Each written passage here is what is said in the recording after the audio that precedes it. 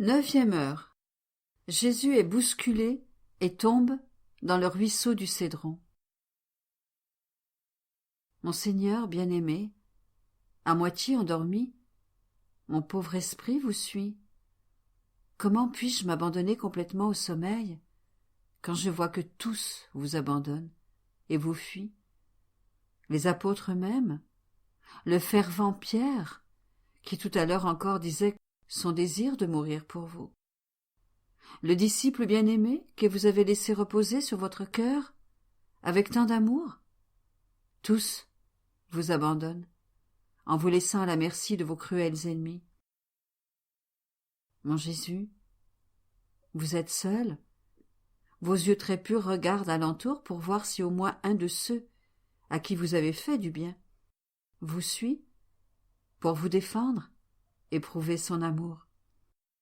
Et lorsque vous voyez que pas un seul ne vous est resté fidèle, votre cœur se serre et vous fondez en larmes. Car vous souffrez plus de l'abandon de vos amis que de tout ce que vos ennemis vous infligent.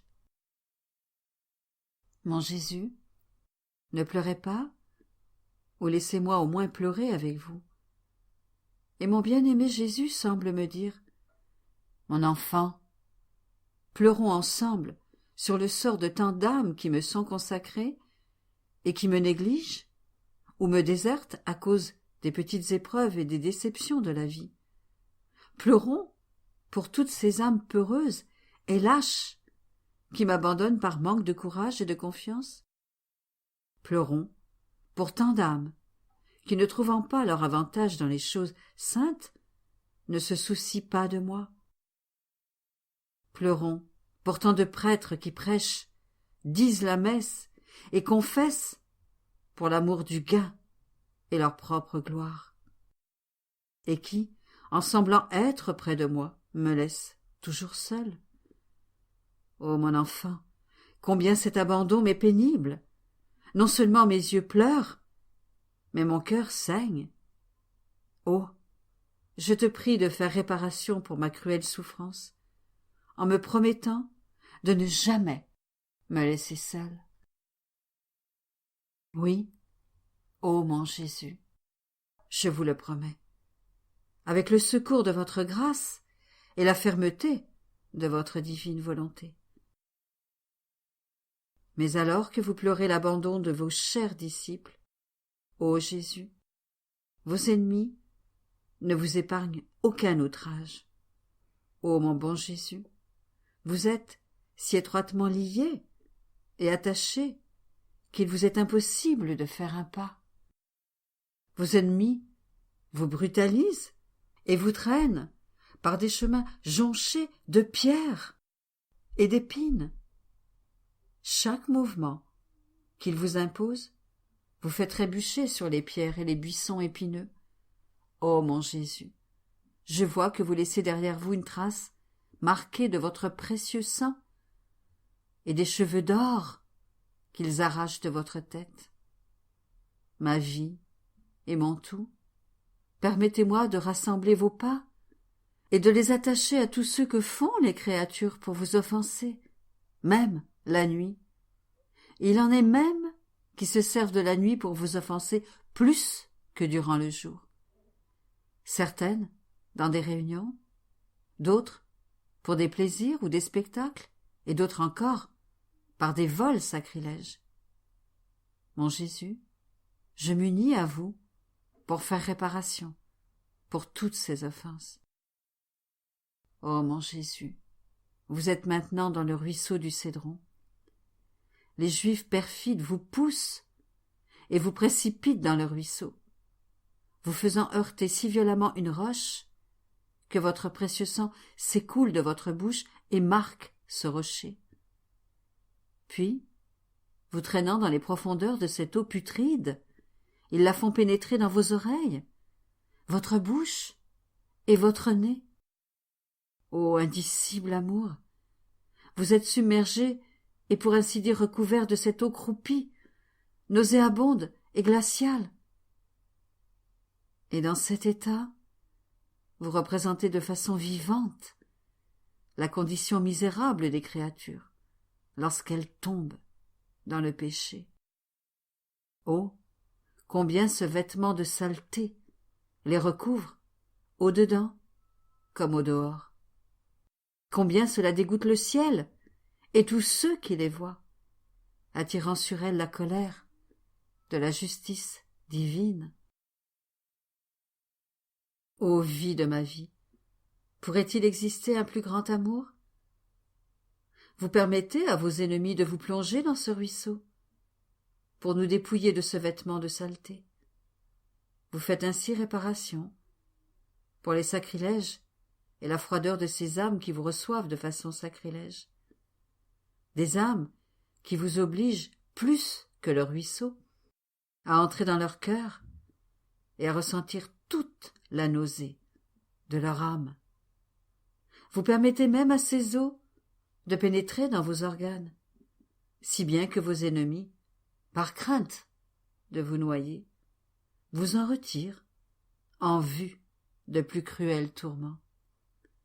Mais vous êtes maintenant si répugnant que votre contact les dégoûte.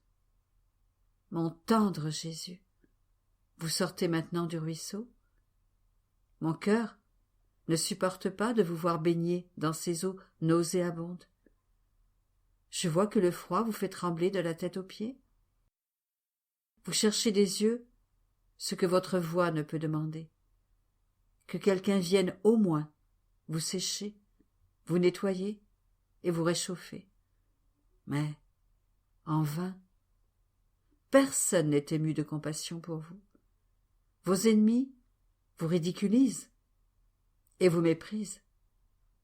Vos êtres chers vous ont abandonné et votre douce maman reste loin de vous parce que le Père le veut ainsi. Me voici, mon Jésus. Venez dans mes bras. Je veux pleurer au point de former un bain pour vous laver, vous nettoyer et replacer de ma main vos cheveux en désordre. Mon amour, je veux vous enfermer dans mon cœur pour vous réchauffer du feu de mes affections. Je veux vous parfumer de mes ardents désirs. Je veux faire réparation pour toutes ces offenses et unir ma vie à la vôtre pour sauver toutes les âmes. Et je veux vous offrir mon cœur comme lieu de repos où vous pourrez vous reposer de toutes les souffrances que vous avez endurées jusqu'à maintenant. Puis, nous reprendrons ensemble le chemin de votre passion. Réflexion pour 1 heure du matin. Durant cette heure, Jésus se met à la merci de ses ennemis qui vont jusqu'à le précipiter dans le ruisseau du Cédron. Mais le doux Jésus les regarde avec tendresse, en supportant tout, par amour pour eux. Est-ce que je m'en remets à la miséricorde de Dieu? Est-ce que je suis comme un ballon entre les mains de Jésus, sans me soucier de ce que je suis en train de souffrir, mais plutôt de ce que Jésus veut de moi? Ai-je jamais pensé à quoi peut servir un ballon? Il sert à jouer. Et très souvent Jésus aime s'amuser avec une âme, la tenant entre ses mains comme on tient un ballon. Et tantôt il le presse, tantôt il le frappe, et tantôt il le jette en l'air, ou sur le sol. Et le ballon ne parle pas, permettant à Jésus de faire ce qu'il veut de lui. De la même manière, nous devons endurer tout ce que Jésus veut de nous, sans nous y opposer, comme un petit ballon entre les mains de Jésus. Nous ressentons de la douleur lorsque nous sommes frappés. Et cela, aussi longtemps que Jésus en est amusé, car il sait à quel point cela nous est profitable, et combien il nous en récompensera en cette vie et dans l'autre. Parfois, Jésus pose ses pieds sur le ballon pour montrer qu'il ne s'y intéresse pas, et l'âme, pressée contre ses divins pieds, souffre, l'humiliation et l'indifférence de Jésus. Parfois, Jésus veut porter le ballon à son cœur.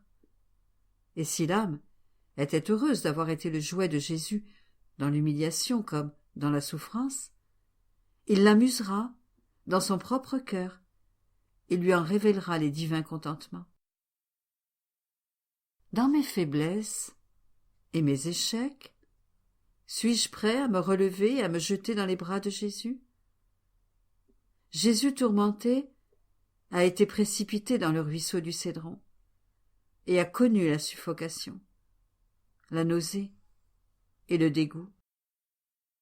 Est-ce que je déteste chaque souillure et chaque ombre de péché?